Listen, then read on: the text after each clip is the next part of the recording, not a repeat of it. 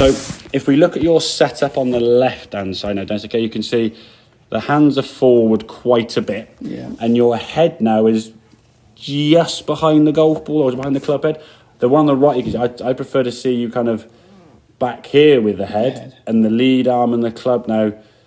That to me just looks a little bit more kind of nicer looking lines in terms of your ability now to swing the club. And what it will do as well, by having your head a bit more behind the golf ball, it will help you swing the club more on this kind of upward angle to get the ball up in the air. If your hands are that far forward and your head is forward, when you come into impact now, the likelihood is you're going to be pulling those hands. You see the hands are the left arm now pulling away, the hands are in front. You're now de-lofting that golf club. And the only way now you're going to try and square that club face, this next move now you see with your left arm and your left wrist, just scoop everything in together this way. And you're trying to get on your back foot to get some loft. So you're starting off kind of hands forward, which takes loft off. Head too far forward, which is going to get you steep into the swing. Then you're coming at the golf ball now with the hands getting forward, and then pulling, and then trying to get back on. It's a lot of variance there. And like I say, every now and then you just go, ooh, and it works, and you get a lovely golf shot. But there's just so many variables that are going to cause that problem. So in terms of the practice swings, you'll see now here, getting yourself behind the golf ball. So your hands still want to kind of keep pushing forward. It's almost and that's just more your kind of instinctive reaction. So from there now, the sensation is that club going to catch up. You can see there, probably a little bit pulling away with the left arm there. We've got a bit of daylight between your left arm and the side of your body. That's a better release of the arms. You can see there now. Your arms are a bit further away than this, and you're moving in the right direction. Now, this is obviously practice swings where there's no fear of the club face, because the club face isn't making contact with anything. You're just swinging the club. But however, I would say it's a good benefit to you to make a few practice swings and get the feel of that body. So that's a good spot there. Left hand could kind of slightly come around, what we discussed a bit last time, but not bad. But you can still say your hands want to keep pushing forward. You do a little waggle there. That's better with your top half, you see, now behind the ball.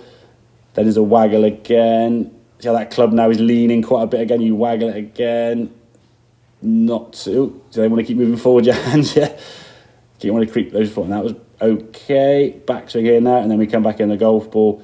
There's impact. So your left arm now and the club are more in line. Whereas if you look at the impact of this one, so your left arm's pulling away a bit more. So at least now everything's kind of lined up a bit more, as opposed to that kind of ziggy-zaggy there with the left hand. And then through the golf ball now, because the club face was straighter as you hit it, when you come to the golf ball here now, there's a little bit more space and you're not as far back on your back foot compared to this one where, I mean, the difference in those follow-throughs, this is starting, okay, is this one perfect? Not at the moment, but it's moving in. If this is kind of like 101, but 102, we're trying to get to 110 or whatever, But it's going to be making practice swings where you get the feeling of how your body's going to react. This stepping off the back foot is just your way of trying to send the ball left.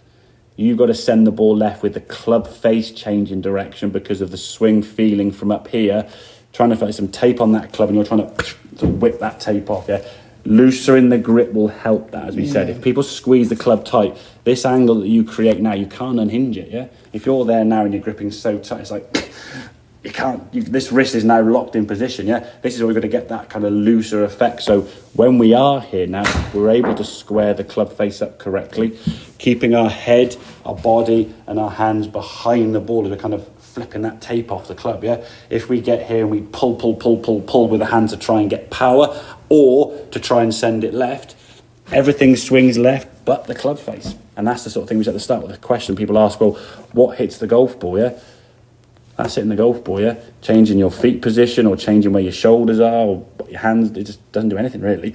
It can do some effect, but not the direct effect. The club face is what information's given to the golf ball. And all the ball knows, okay, is the club face aiming straight to target or aiming out to the right? If it's aiming to the right, the ball goes one way. No matter how far left you might swing it with the club, where you're sort of pulling on your back foot, it's still going to spin to the right. So we're going to get that club face squaring up, and that practice, I say, from when you're on this one, you're on the right-hand side, so doing these practice swings up the top of the backswing there, and just almost feeling like the club head here now. At this point, it's almost caught up, It won't be, because you've got so much angle in your wrist there now anyway. I mean, you've probably got a good 100 plus 120, 130 degree of angle there. And you can see even there, it still hasn't had a chance to kind of unhinge, That unhinging of the wrist. Think about when you throw a ball, If I was going to throw a ball, I've hinged my wrist. When I throw it, my wrist, I wouldn't go and keep the angle there and then let go and then do it afterwards because the ball's gone, yeah? So that unhinging of the wrists for you has got to happen Just a too bit late. quicker. Yeah, exactly, yeah. And every now and then you'll get it just, if you're trying to do it here now, I mean, you're there, then you come into impact, the club face now, the next round with the hand's already gone beyond, you still maintained a lot of angle here, and then it's like, to try and twist it.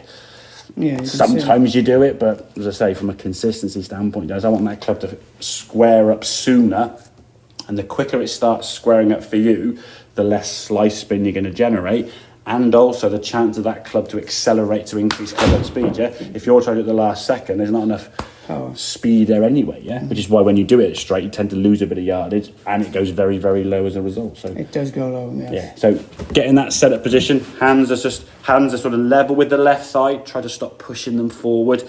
You're just behind the ball at setup and looser. And that's just sort of setup change, okay?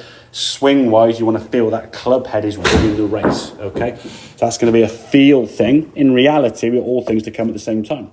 Yeah. At the moment, you've got the hand and the shoulders are kind of winning the race, or the chest, should we say, is winning the race, and the poor club's lagging behind. So the feeling of the club overtaking won't actually be that, but that's what it will feel like to you. And until the ball starts hooking, which you haven't done for a while, No. your club hasn't gone too fast, okay? So have a couple more then with that feel, okay?